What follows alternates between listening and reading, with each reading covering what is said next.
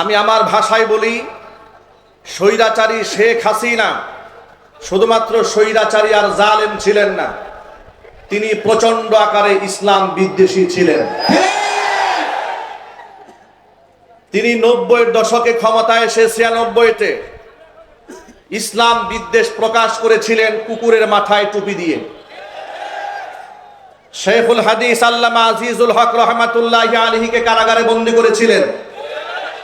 মুফতি আমিনী রহমাতুল্লাহি আলাইহিকে কারাগারে বন্দী করে রিমান্ডে নিয়ে টর্চার করে ক্ষত বিক্ষত করেছিলেন। জীবনের শেষ মুহূর্ত পর্যন্ত তাকে গৃহবন্দী করে রাখা হয়েছিল। বাংলাদেশের মাটি ইসলাম এবং খেলাফত প্রতিষ্ঠার জন্য এক উর্বর ঘাঁটি।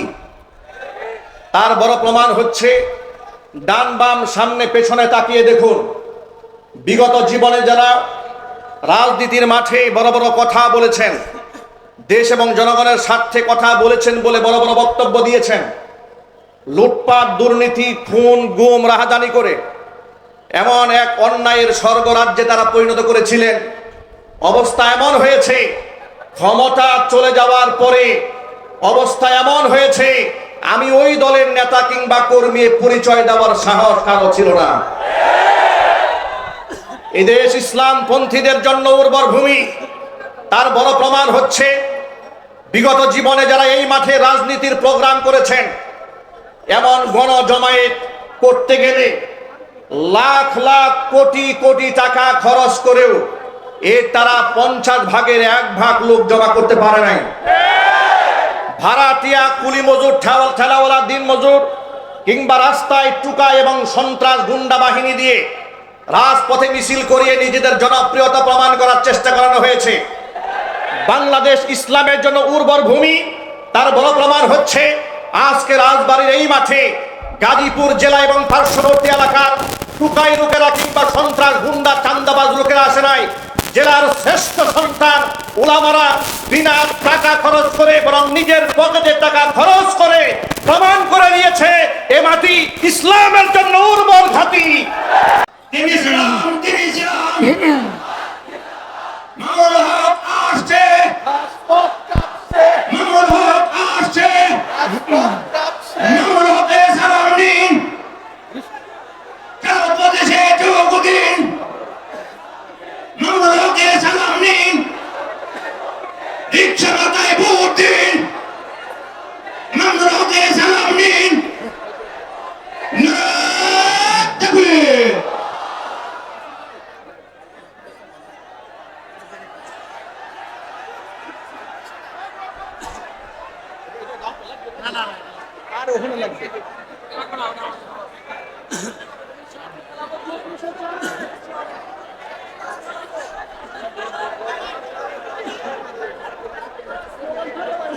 আসসালামু আলাইকুম ওয়া রাহমাতুল্লাহি ওয়া বারাকাতুহু।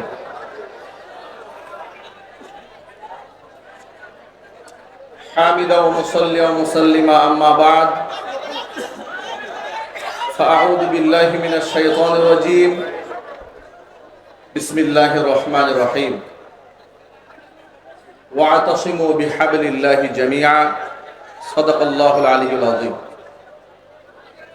বাংলাদেশ খেলাফত মজলিস গাজীপুর জেলা এবং মহানগর কর্তৃক আয়োজিত আজকের এই গণসমাবেশের সম্মানিত সভাপতি, সম্মানিত প্রধান অতিথি, সম্মানিত বিশেষ অতিথিবৃন্দ,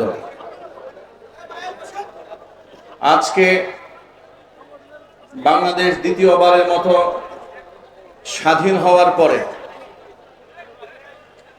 গাজীপুর জেলা ঈদগাহ ময়দানে রাজবাড়ির এই মাঠে হাজার হাজার মানুষের উপস্থিতি প্রমাণ করে এই দেশ যদিও বিগত জীবনে একবার স্বাধীন হয়েছিল, কিন্তু ইসলাম পন্থীদের জন্য এই দেশ স্বাধীন ছিল না। এই মাঠের এই দৃশ্য দেখে আজকে আপনাদেরকে স্মৃতিচারণ করিয়ে দেই। নবী করিম সাল্লাল্লাহু আলাইহি ওয়াসাল্লাম শেষ নবী, তিনি খাতামুন নবিয়্যিন। তারপরে কোনো নবী নেই, তারপরে কোনো রাসূল নেই।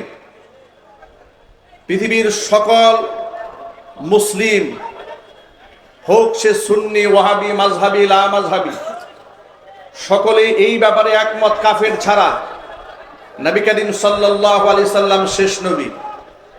খাতমে নবুয়তের সেই আন্দোলনকে বাংলাদেশে প্রতিষ্ঠা করার লক্ষ্যে গাজীপুর জেলা এবং মহানগরের দায়িত্বশীল সর্বস্তরের উলামারা সিদ্ধান্ত কল্পে সেই রাজবাড়ির মাঠ, যে মাঠে তারা প্রোগ্রাম করতে চেয়েছিলেন, স্বৈরাচারীর আমলে নবী করিম সাল্লাল্লাহু আলাইহি সাল্লামের সম্মান রক্ষায় উলামাদেরকে সেই প্রোগ্রাম করতে দেওয়া হয়নি। চান্দনা চৌরাস্তার মাঠে বাধ্যতামূলক উলামায়ে কেরাম সে প্রোগ্রাম আঞ্জাম দিয়েছিলেন। আমি আমার ভাষায় বলি, স্বৈরাচারী শেখ হাসিনা শুধুমাত্র স্বৈরাচারী আর জালেম ছিলেন না, তিনি প্রচন্ড আকারে ইসলাম বিদ্বেষী ছিলেন। তিনি 90-এর দশকে ক্ষমতায় এসে 96-তে ইসলাম বিদ্বেষ প্রকাশ করেছিলেন কুকুরের মাথায় টুপি দিয়ে। শেখুল হাদিস আল্লামা আজিজুল হক রহমাতুল্লাহি আলাইহিকে কারাগারে বন্দী করেছিলেন। মুফতি আমিনী রহমাতুল্লাহি আলাইহিকে কারাগারে বন্দী করে রিমান্ডে নিয়ে টর্চার করে ক্ষত বিক্ষত করেছিলেন। জীবনের শেষ মুহূর্ত পর্যন্ত তাকে গৃহবন্দী করে রাখা হয়েছিল। বাংলাদেশের মাটি ইসলাম এবং খেলাফত প্রতিষ্ঠার জন্য এক উর্বর ঘাঁটি। তার বড় প্রমাণ হচ্ছে, ডান বাম সামনে পেছনে তাকিয়ে দেখুন, বিগত জীবনে যারা রাজনীতির মাঠে বড় বড় কথা বলেছেন, দেশ এবং জনগণের স্বার্থে কথা বলেছেন বলে বড় বড় বক্তব্য দিয়েছেন, লুটপাট, দুর্নীতি, খুন, গুম, রাহাজানি করে এমন এক অন্যায়ের স্বর্গরাজ্যে তারা পরিণত করেছিলেন। অবস্থা এমন হয়েছে, ক্ষমতা চলে যাওয়ার পরে অবস্থা এমন হয়েছে, আমি ওই দলের নেতা কিংবা কর্মী পরিচয় দেওয়ার সাহস কারো ছিল না। এদেশ ইসলাম পন্থীদের জন্য উর্বর ভূমি।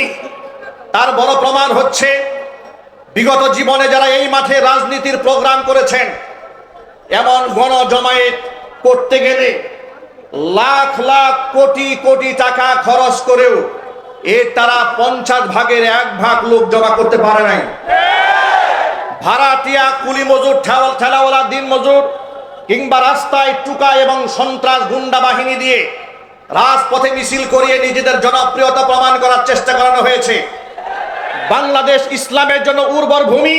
তার বড় প্রমাণ হচ্ছে, আজকে রাজবাড়ির এই মাঠে গাজীপুর জেলা এবং পার্শ্ববর্তী এলাকার টুকাই লোকেরা কিংবা সন্ত্রাস গুন্ডা চান্দাবাজ লোকেরা আসে নাই। জেলার শ্রেষ্ঠ সন্তান উলামারা বিনা টাকা খরচ করে, বরং নিজের পকেটে টাকা খরচ করে প্রমাণ করে দিয়েছে এ মাটি ইসলামের জন্য উর্বর ঘাঁটি।